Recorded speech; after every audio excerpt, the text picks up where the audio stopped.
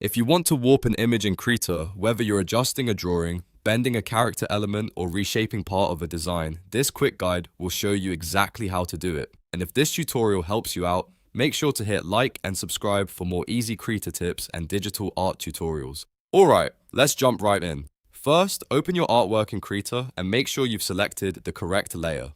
This is important because whatever layer is active is the one you'll be transforming. If you only want to warp part of the image, you can also use a selection tool first to isolate the area you want to edit. That way, the warp effect only applies to the section you choose. Once your target layer or selection is ready, press Ctrl+T on your keyboard to activate the transform tool. This is the fastest way to bring up transformation controls in Krita, and it gives you access to several different transform modes. Now look over to the Tool Options Docker.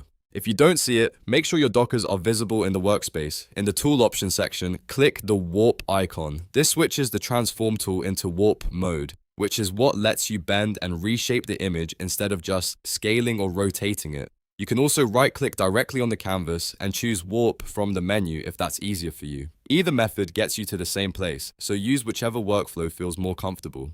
After the warp grid appears, you'll see a mesh laid over your image. This grid is what you'll use to control the shape. Click and drag any intersection point inside the grid to pull that part of the image in a new direction. You can also drag the square handles to bend the drawing more broadly and create smoother curves or stronger distortions. Take your time here and make small adjustments first. The more you drag different points, the more you can fine-tune the shape until it looks right.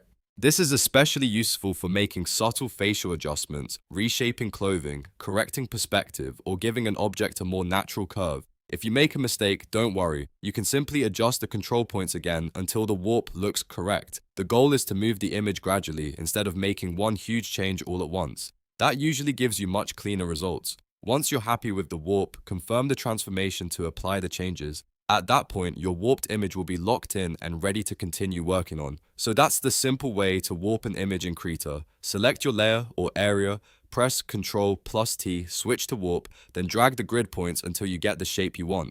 It's a really useful technique for digital artists, illustrators, and designers who want more control over their artwork. If this video helped, don't forget to like, subscribe, and turn on notifications so you don't miss more Krita tutorials. Thanks for watching, and I'll see you in the next one.